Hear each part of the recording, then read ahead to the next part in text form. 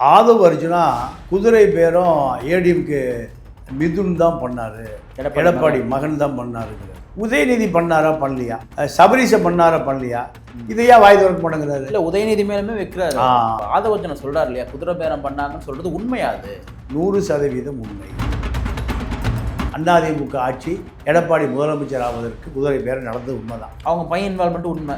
பையன் எல்லாம் உதயநிதி சபரீஷ் 2 பேர் எடப்பாடி வீட்டில் வந்து சாப்பிட்றாங்க இரவு. இவர் போய் பூரி கட்லட்டு சாப்பிட்றாங்க. எல்லாம் நடந்ததெல்லாம் உண்மைதான். ஆனால் இந்த குதிரை பேரம் நடந்ததை போல விஜயும் செங்கோட்டையின் மூலமா ஆதவ் அர்ஜுனாவும் குதிரை பேரம் நடத்தி தான் டிடிவி காமராஜை தூக்கிட்டு போனது. முதலமைச்சர் விஜயை விட அதிகமாக வன்மம் கொண்டவர் திமுக மேல ஆதவ் அர்ஜுனா. ஏன்னா ஆதவ் அர்ஜுனாவுடைய 5 ஆண்டு கால உழைப்பையோ 500 கோடியோ மாமனார் கொடுத்தது. இவருடைய 5000 கோடி ஸ்காட்ச் ஃபேக்டரி, இந்த தொழிற்சாலை ஆரம்பிப்பதற்கும் 5000 கோடி ப்ளஸ் 500 கோடி 5 வருட உழைப்பை ஏமாற்றியது சபரீஷ். யாருடைய உழைப்ப? அப்ப யாருக்கு கோபம் வரும்? இப்படி பழி வாங்கி தீருவேன். விஜய்க்கு திமுக மீது கோபத்தை ரைஸ் பண்ணது யாரு? ஆதவ் அர்ஜுனா.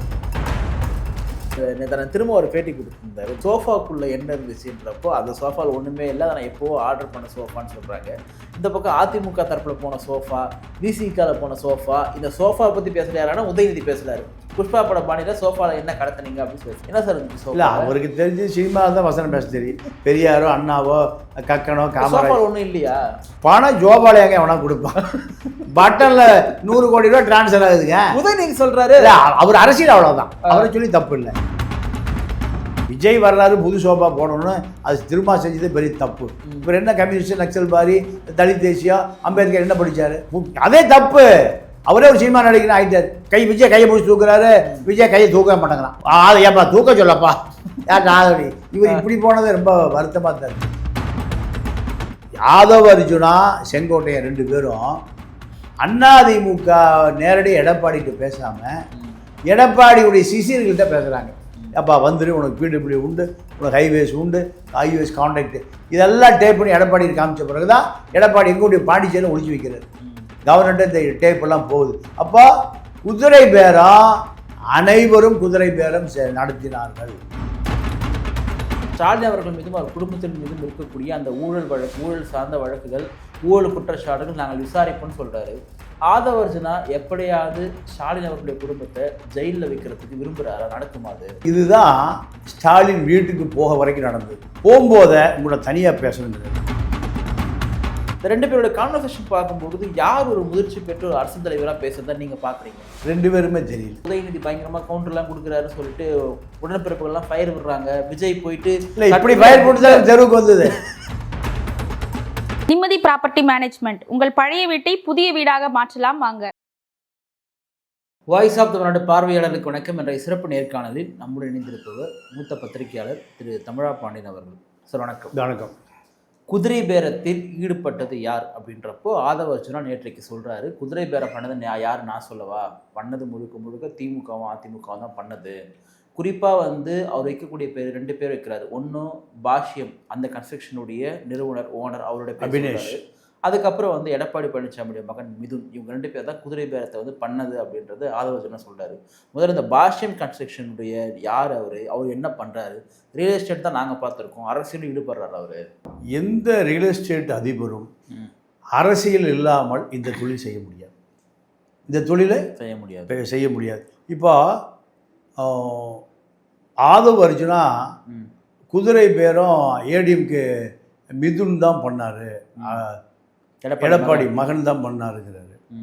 உதயநிதி பண்ணாரா பண்ணலையா, சபரீஷை பண்ணாரா பண்ணலையா, இதையா வாய் திறக்க மாட்டேங்கிறாரு. இல்லை, உதயநிதி மேலுமே வைக்கிறாரு, கடுமையாக வைக்க மாட்டார். ஏன்னா இன்னொன்று கேட்குறேன் சார், இப்போ ஆதவ் அர்ஜுனா சொல்றாரு இல்லையா, குதிரை பேரம் பண்ணாங்கன்னு சொல்றது உண்மையாது? 100% உண்மை. எத்தனை சதவீதம்? இந்த பாஷ்யம் கன்ஸ்ட்ரக்ஷனுடைய ஓனர் பண்ணதும் சரி, எடப்பாடி மகன் பண்ணதும் சரி, உதயநிதி தரப்புல பண்ணதுமே 100% உண்மைதான். ஆதவ் அர்ஜுனா செய்ததும் செங்கோட்டையன் செய்ததும் உண்மை. அதையே விட்டுறீங்க, அதையும் சொல்லணுமா இல்லையா? இந்த ஆட்சி அமைவதற்கு குதிரை பேரம் ஆரம்பித்தது ஆதவ அர்ஜுனா செங்கோட்டையன் 2 பேர் தான். ஆஹா.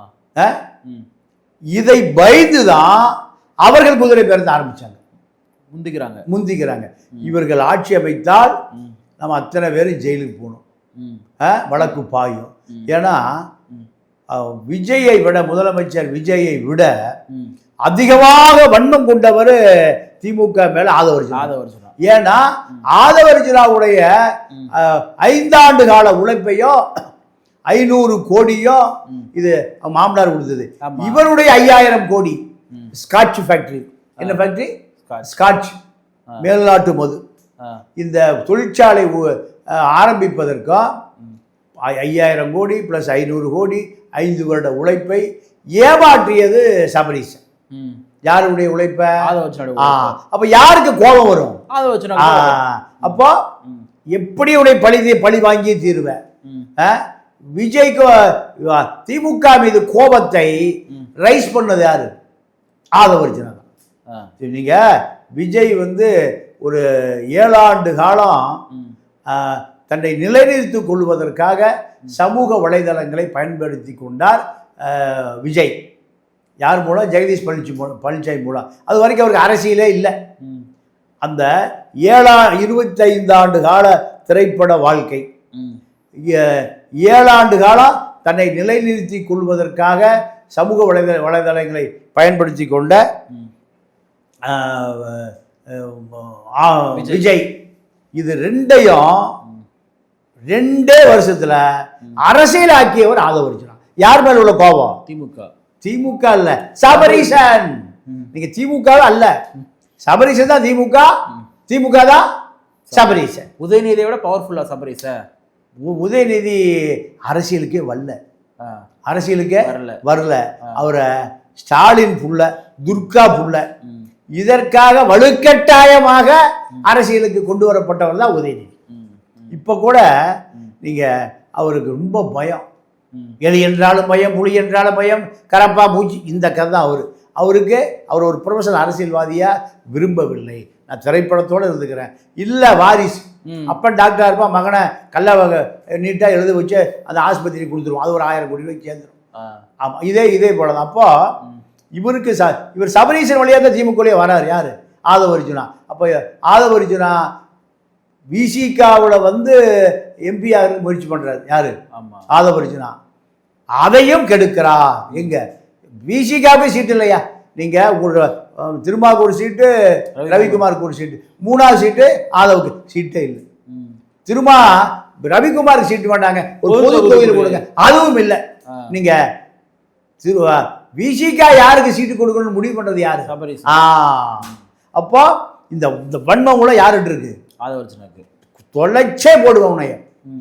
விஜய 2 ஆண்டு காலம் இப்ப 1000 கோடி 2000 கோடி செலவு பண்ணி அவரை இவ்வளவு பெரிய எங்க சமூக வலைதளத்தை முழு கட்டுப்பாட்டில் வச்சிருந்தவர் யாரு?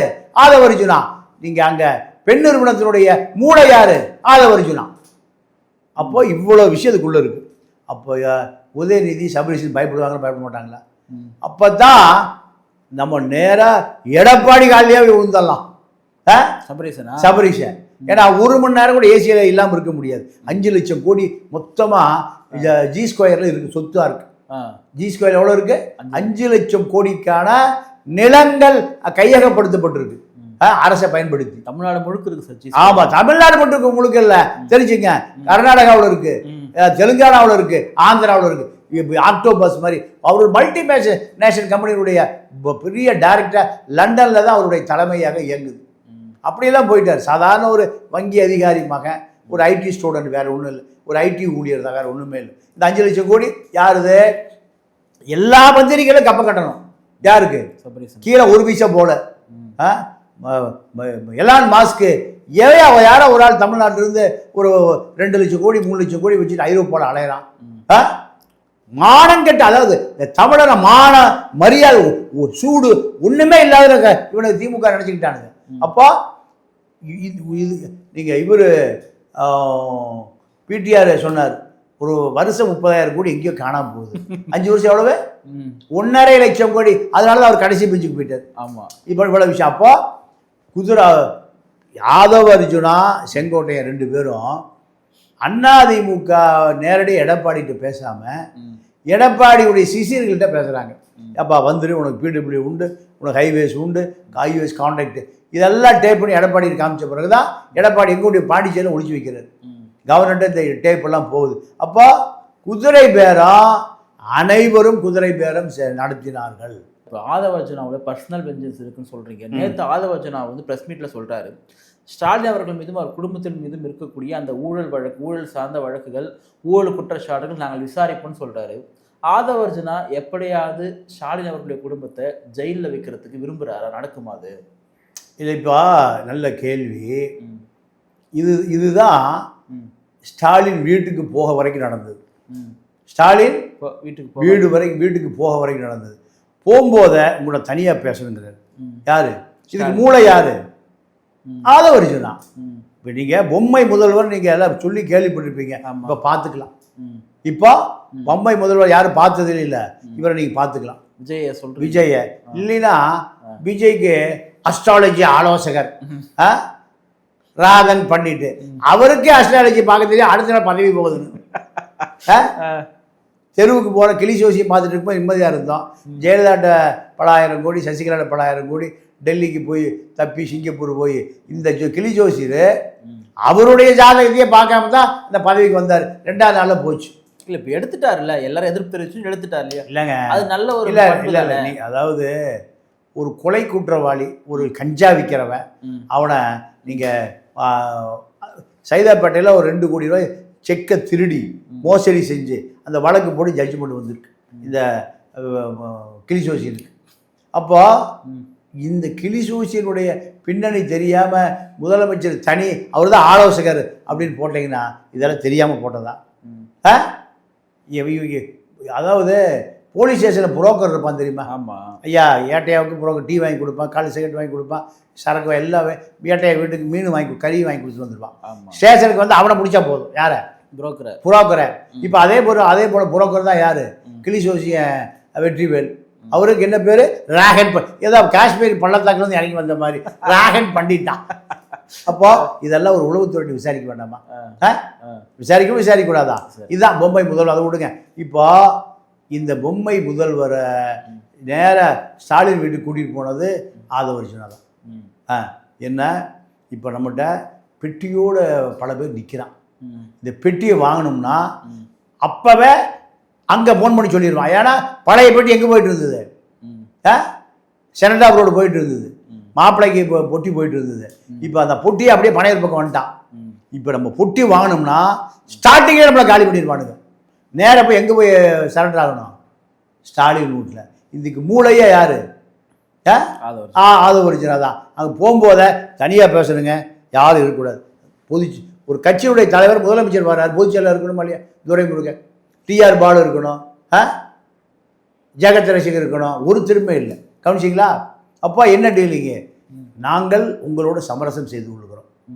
இது வரைக்கும் போட்டி கொடுத்த போகிற இப்போ எங்கிட்ட போட்டி கொடுக்க வர்றான். அதனால் பொட்டியை வாங்கிக்கிறோம். உங்களை எதுவும் பண்ண மாட்டோம், உங்கள் மேலே வழக்கு போட மாட்டோம், உங்கள் மீது எந்த நடவடிக்கையும் இருக்காது. நம்ம சமரசம் பண்ணிக்குவோம். இதுதான் ஸ்டாலின் வீட்டுக்கு போனது.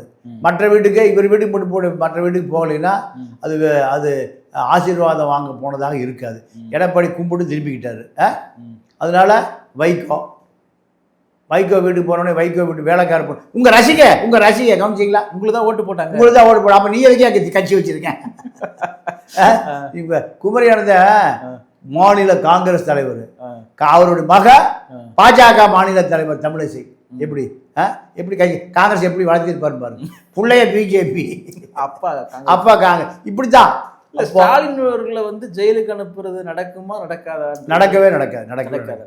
இப்போ ராமசாமி உடையார்னு இந்த இது இருந்தது. இப்போ ராமச்சந்திர மெடிக்கல் காலேஜ் இருக்குல்ல, அவர் வந்து எம்ஜிஆர்கிட்ட அப்ரோச் பண்ணுறார். 77 முதலமைச்சர் ஆனோடனே சாராய வியாபாரம் பண்ணுவோம் அப்படின்னு. எம்ஜிஆர் ஓடி கட்டி விட்டார். 77 80 வரைக்கும் மிஸ்டர் கிளீன், பக்கத்தில் வரக்கூடாது எவனை பொட்டி கிட்டின்ட்டு. அவ்வளவு நேர்மையாக ஆட்சி நடத்தி ஆட்சி கவுந்து, கருணாநிதி சதி பண்ணி ஆட்சி கவுந்து போச்சு. 80ல் ஆட்சி கவுந்து போச்சு. கவுந்து போன பிறகு எம்ஜிஆர் கட்சி நடத்தலாமா ஊருக்கு போகலாமான்னு முடிவு பண்ணிட்டார்.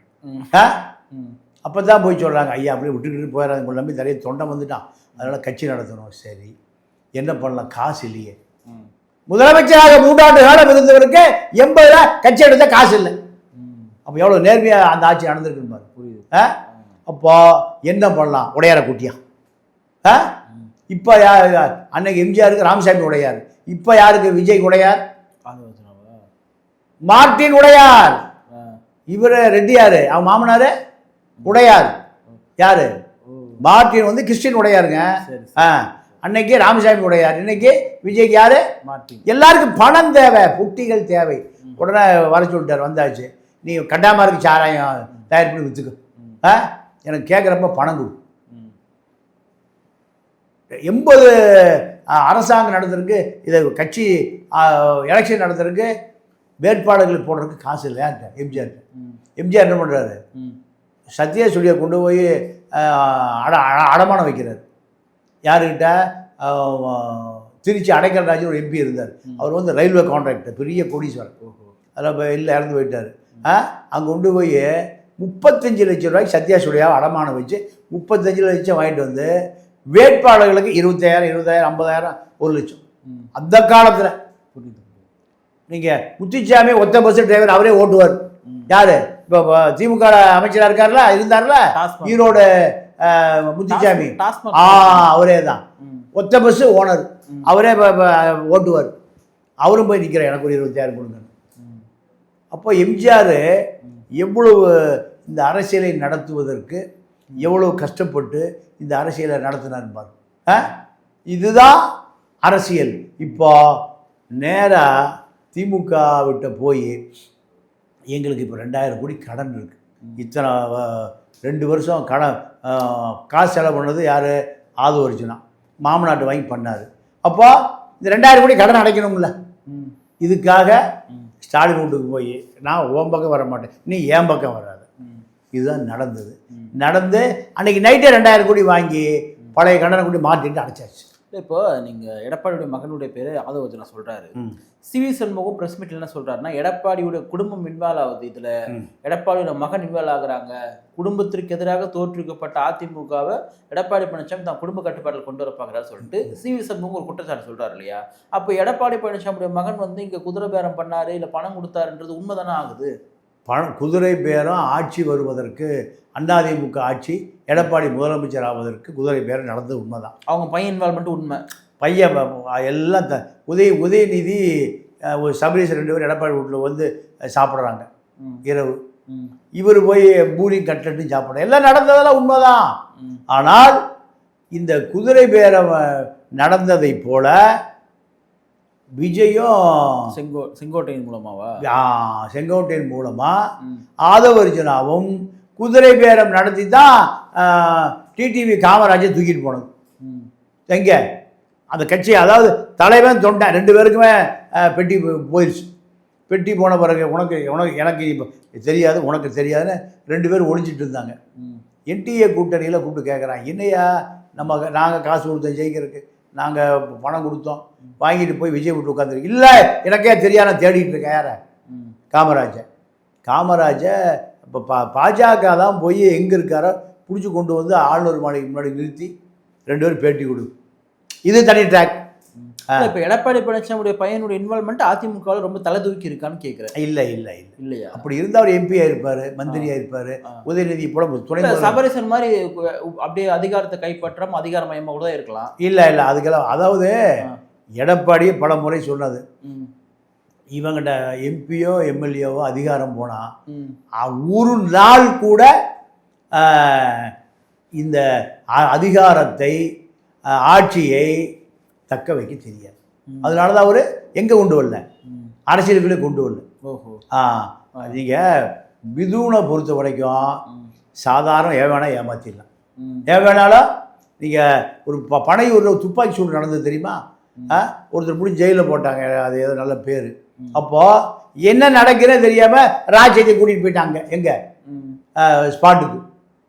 ஒரு பாரில் சண்டை நடந்து ஒரு திமுக கவர்மெண்ட்டில் ஒருத்தர் பிடிச்சி ஜெயிலில் போட்டாங்க. அப்போது இந்த மிதுன் எடுப்பார் கைப்பிள்ளை ஒன்றும் தெரியாது. என்ன எடப்பாடி பையன் இதுதான் தகுதி. உதயநிதியை போல சபரீசனை போல 5% கூட அரசியல் தெரியாது. முதலமைச்சரா வந்து விஜய் அவர்கள் வந்து இருக்காருங்க. இந்த ரெண்டு பேரோட கான்வர்சேஷன் பார்க்கும்பொழுது யார் ஒரு முதிர்ச்சி பெற்று ஒரு அரசு தலைவராக பேசுறதா நீங்க பாக்குறீங்க? 2 பேருமே தெரியலையா? இவர் வந்து பயங்கரமா கவுண்டர் கொடுக்குறாரு, உதயநிதி பயங்கரமா கவுண்டர்லாம் கொடுக்குறாரு சொல்லிட்டு உடன்பிறப்புகள்லாம் ஃபயர் விடுறாங்க. விஜய் போயிட்டு இல்லை இப்படி ஃபயர் போட்டு தெருவுக்கு வந்தது. தெருவுக்கு வந்த காரணமே உங்கள் விஜய் உயிரெனா வருவார் இந்த பக்கம், உதயநிதி அடுத்த முதலமைச்சரா வருவார், உதயநிதி தான் வருவார், நயன்தாரா வருவார், திரிஷா வருவார். இதானங்க 10 வருஷம் அரசியல். விஜய் வந்து சட்டமன்றத்தில் பதில் சொல்லாம போயிட்டு வீட்டுல உட்காந்து தெரியாது அவருக்கு தெரியாது. எங்க உதயநிதி பாத்தீங்களா எந்த அளவுக்கு துணிச்சலா. ஆமா. ஏன்னா அவரு வசனம் பேசி பழக்கம், அவரு வசனம் பேசி பழக்கம். 2 வசனங்களும் எதிர்கட்சி தமிழ்நாட்டு தலைவிதி வசனமா போச்சு. ஓ சார், நேற்று திரும்ப ஒரு பேட்டி கொடுத்துருந்தாரு. இந்த மாதிரி சோஃபாக்குள்ள என்ன இருந்துச்சுன்றப்போ அந்த சோஃபாவில் ஒன்றுமே இல்லை, அதை நான் எப்போவோ ஆர்டர் பண்ண சோஃபான்னு சொல்கிறாங்க. இந்த பக்கம் அதிமுக தரப்பில் போன சோஃபா, விசிகாவில் போன சோஃபா. இந்த சோஃபா பற்றி பேசுகிறாருன்னா உதயநிதி பேசுகிறாரு. புஷ்பா பட பாணியில் சோஃபாவில் என்ன கடத்தினீங்க அப்படின்னு பேசுகிறாரு. என்ன சார் இருந்துச்சு சோஃபா? இல்லை அவருக்கு தெரிஞ்சு சினிமா தான் வசனம் பேச தெரியும். பெரியாரோ அண்ணாவோ கக்கனோ காமராஜ் ஒன்றும் இல்லையா? ஏங்க பணம் ஜோபால ஏங்க எவனா கொடுப்பான்? பட்டன்ல 100 கோடி ரூபாய் டிரான்ஸ்ஃபர் ஆகுதுங்க. உதயநிதி சொல்றாரு அவர் அரசியல் அவ்வளவுதான், அவரை சொல்லி தப்பு இல்லை. அவருடைய அரசியல் சினிமாவில தான் உதாரணம் எடுப்பார், சினிமாவில இருந்து தான் உதாரணம் எடுப்பார். அதனால அவருடைய பக்குவம் அவ்வளவுதான். தாண்டி திரும்ப என்ன சொல்றாரு, இல்ல அதுக்காக ஒரு பிரஸ் மீட் சோஃபால இருந்ததெல்லாம் வந்து எதுவுமே கிடையாது, நான் ஏற்கனவே ஆர்டர் பண்ண சொல்லி. அதாவதுங்க விஜய் வர்றாரு புது சோஃபா போடணும்னு அது திரும்ப செஞ்சது பெரிய தப்பு. இவர் என்ன கம்யூனிஸ்ட், நக்சல் பாரி, தலித் தேசியம், அம்பேத்கர் என்ன படிச்சாரு? அதே தப்பு. அவரே ஒரு சினிமா நடிகர் ஆயிட்டாரு. அவரை விஜய் கையை பிடிச்சி தூக்குறாரு, விஜய் கையை தூக்க மாட்டேங்கிறான். ஏப்பா தூக்க சொல்லப்பா யார்? இவர் இப்படி போனது ரொம்ப வருத்தமா தான் இருக்கு. இவர் ஒரு பிரதான என்ன திரும்ப சொல்றாரு விஷயத்துல மக்கள் எதிர்பார்க்கக்கூடிய சூழலை உருவாக்க வேண்டியவர். திரும்ப என்ன இந்த விஷயத்துல திரும்ப என்ன சொல்றாரு அப்படின்னு எதிர்கட்சியெல்லாம் தூக்கி ஓரமா போட்டுட்டு திரும்ப ஒரு பெரிய தமிழ் தேசிய குரலாக இருக்க வேண்டியவர் விஜய் கையை பிடிச்சி தூக்குறாரு. இதெல்லாம் ரொம்ப மனவேதனையாக இருக்குது. ஒரு நல்ல தலைவன், இங்கே ஒரு தலைவனுக்கான வெற்றிடம் இருக்குது, இன்னும் அந்த தலைவனாக வளரலையே என்பது வேதனையாக இருக்குது. உதயநிதி சோபாங்கிற புஷ்பா படத்துலேருந்து அது விட்டு எடுத்து சொல்கிறார். இல்லை இன்னும் 4 வாட்டியுமே நாங்கள் தான் வருவோம்னு சொல்லிட்டு ஆதவர்ஜுனா சொல்கிறாரு. கிட்டத்தட்ட அவர் சொல்றது பார்த்தா அப்படி நடக்கின்ற போது தான் தோணுது. இல்லை அதெல்லாம் வாய்ப்பு இல்லை. ஒரு 3 முறையாக வருவாங்களா சார்? இந்த முறை முழுசா வருவாரான்னு பாருங்க. எக்ஸ்போஸ் ஆகிட்டு இருக்கார் எல்லாம். இப்போ மார்ட்டின் வீட்டுக்கு பணம் போகுதுன்னு சமூக வலைதளம் வந்துருச்சு சார். என்ன நடக்குது அடுத்த 5-6 நிமிஷம் 2 கோடி பேர் பார்த்தாங்க. எவ்வளோ பேர்? 2 கோடி. இப்போ நீங்கள் வந்ததே சமூக வலைதளத்தினால தான். யாரு? டிவிக்கு நீங்கள் ரொம்ப நாள் ஆதரவு ஓட்ட முடியாது. இப்போ மீண்டும் அதே பாணி துவங்கிருச்சு. ஆதரவு உங்கள் விஜய் மாதிரி துவங்கிருச்சு. ஊழலை பூரா நியாயப்படுத்துகிறாங்க. அந்த பக்கம் ஊழல்னு சொல்லி திமுக ஆட்சிக்கு வருவதற்கு இப்போ சபரீஷா அப்போ அந்த பெண் நிறுவனத்தை கலைச்சிட்டு பெண் நிறுவனம் கொடுத்த நிறைய பத்திரிகையாளர்களுக்கு யூடியூப்புக்கு மூடலான சோந்துவை கடந்த ஒரு வாரம் இப்போ எல்லாம் உஷாராயிட்டான். முடியாதீங்க உங்களுக்கு பணம் தர்றேன், இழுத்து அடிக்கணும். யார? திமுக. விஜய பெண் நிறுவனங்க. திமுக கத்துறாங்கல்ல, ஜென்ராம் ஹிண்ட்ராம்லாம். அந்த கும்பல் மறுபடி ஒரு வாரத்தில் புதுப்பிக்கப்பட்டு வருச்சு விஜய் அடிக்கிறதுக்கு நிறைய செய்தி பாருங்க. அதே போல இப்போ பழையபடி நம்மளை காலி பண்ணிடுவானுங்க சமூக வலைதளத்தில். என்ன இப்போ மறுபடி வாய்ஸ் ஆஃப் காமன் அடுத்த நகர்வு. இனி சண்டை யாரா இருக்கு? பெண்ணுக்கும் வாய்ஸ் ஆஃப் காமனுக்கு தான். இங்கே 50 பேர் வேலை பார்ப்பான், அங்கே 50 பேர் வேலை பார்ப்பான். நம்ம எங்கே வேலைக்கு போகிறோம்னு தெரியல. நிகழ்ச்சியில் பங்கேற்று பல்வேறு கருத்தில் பகிர்ந்ததுக்கு நன்றி. நன்றி, வணக்கம்.